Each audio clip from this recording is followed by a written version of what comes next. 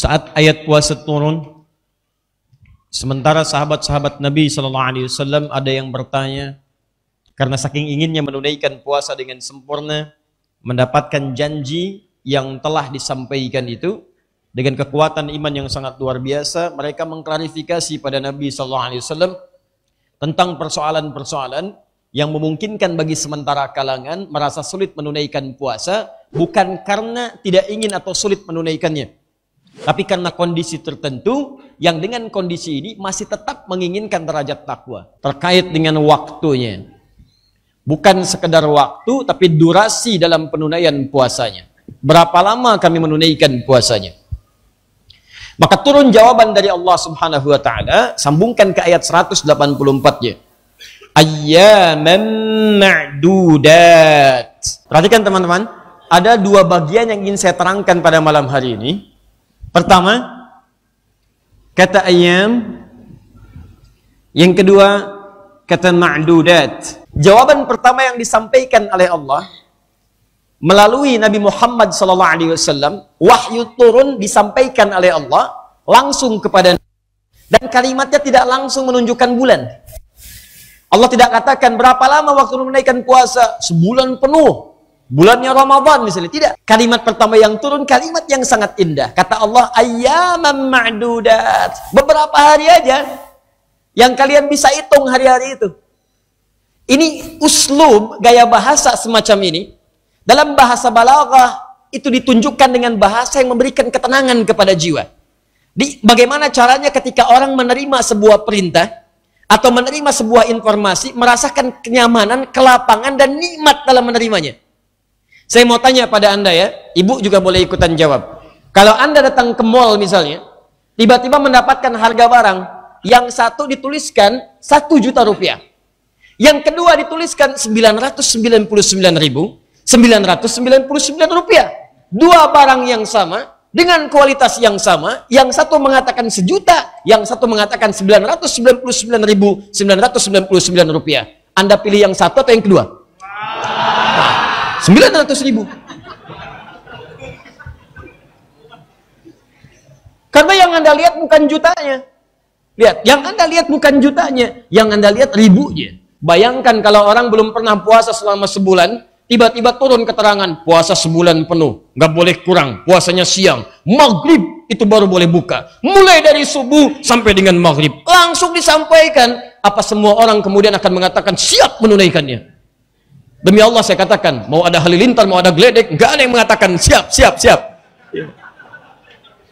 Orang akan berpikir, wah kok banyak amat ya? Wah kok begini ya, kok begitu ya? Maka turun keterangan yang memudahkan untuk diterima. Ayyaman ma'dudat. Berapa lama ya Rasulullah? Beberapa hari aja yang kamu bisa hitung. Sehari puasa. Ya Rasulullah, sehari, besok puasa lagi, besok puasa. Lusa puasa lagi. Hari pertama menyesuaikan. Hari kedua nikmat. Hari ketiga jadi kebiasaan. Kalau sudah jadi kebiasaan, kalau nggak menunaikan malah nggak enak. Antum silahkan cek. Anda terbiasa menunaikan tahajud. Awal-awal saat memulai, kan terasanya penyesuaian. Belum pernah tahajud, malamnya mau bangun. Menyesuaikan. Dari bangun pengen 1:30, alarm di setel 1:30, kan? Hari kedua tekad lebih kuat lagi. Hari ketiga terus tunaikan sampai terbiasa. Dulu mau tahajud susah, sekarang ketinggalan tahajud bisa gelisah.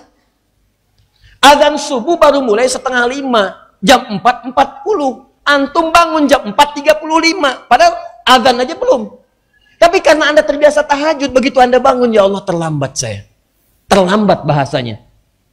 Dulu mau tahajud susah, sekarang jadi kebiasaan. Maka ketika Allah sampaikan beberapa hari saja hitung. Hari pertama, hari kedua, hari ketiga, lama-lama nggak kerasa sebulan jalan. Kalimat pertama ini memberikan gambaran kepada kita, kalau Anda ingin mengawali sesuatu yang belum pernah Anda tunaikan sebelumnya, atau memerintahkan kepada orang lain yang baru menunaikan di awal penunaiannya, maka kaidah mengatakan jangan dipersulit.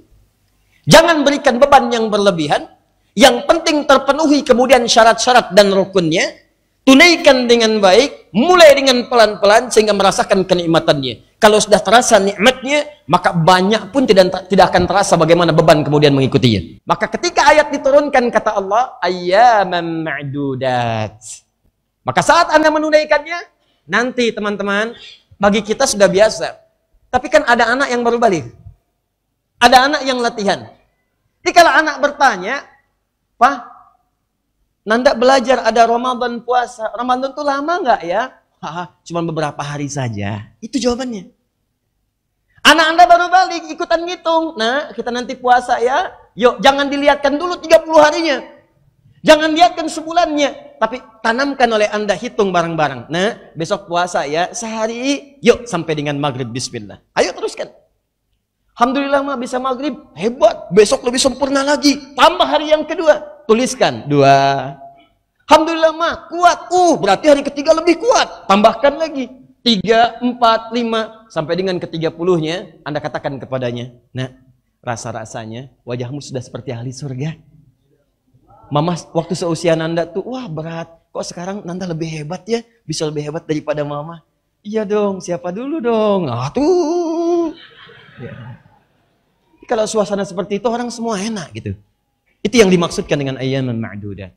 Paham? Saya ingin sampaikan bahwa jika nanti Anda berhadapan dengan orang-orang yang pemula itu banyak. Bisa anak-anak yang baru balik, mu'allaf misalnya baru kenal, baru masuk Islam, kan? Sampaikan. Atau orang misalnya baru tobat, pengen puasa, kadang-kadang masih belum kuat, motivasi.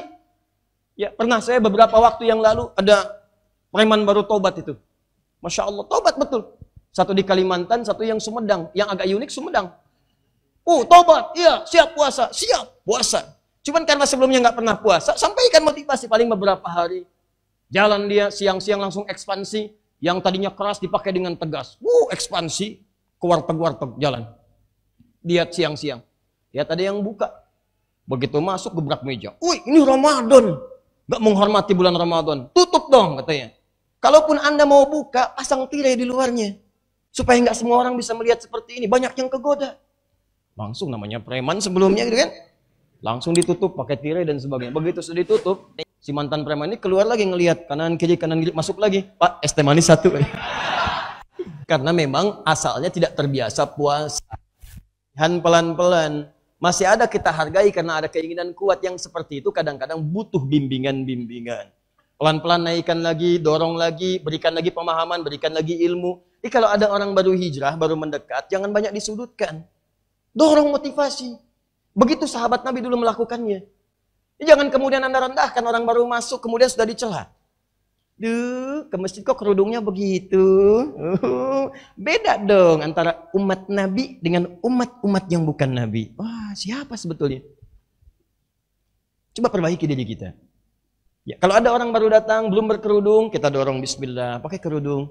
Sayang, kamu tuh sebenarnya lebih cantik kalau pakai kerudung. Masya Allah. Ya, mudah-mudahan kita di surga ya. Dan insya Allah. Insya Allah khair. Jadi cari kalimat-kalimat yang bagus tuh. Kalimat-kalimat yang enak, yang indah. Ya. Jadi kalau ada orang mengatakan diajak, kamu sih, kenapa sih ngajak aku sholat terus? Itu kan urusan aku. Ya memang gak apa-apa. Cuman kita kan sudah bersahabat sudah lama. Ke kantor bareng-bareng, makan bareng-bareng. Maaf kalau saya merasa mungkin tidak nyaman, rewel dan sebagainya. Tapi demi Allah, saya takut kita berpisah saat di akhirat. Ya, saya sayang dengan kamu. Kita bersahabat, kita baik-baik, kita kerja di kantor yang sama. Tapi bagaimana kalau suatu saat kita berpisah di akhirat? Ya kalau memang tidak bermanfaat, minimal kamu bisa dengar saja. Dan saya tidak akan lelah mendoakan kamu. Itu pelan-pelan tersampaikan dengan bahasa hati. Dan itu lebih memotivasi dibandingkan Anda menghukumi orang lain. Paham ya?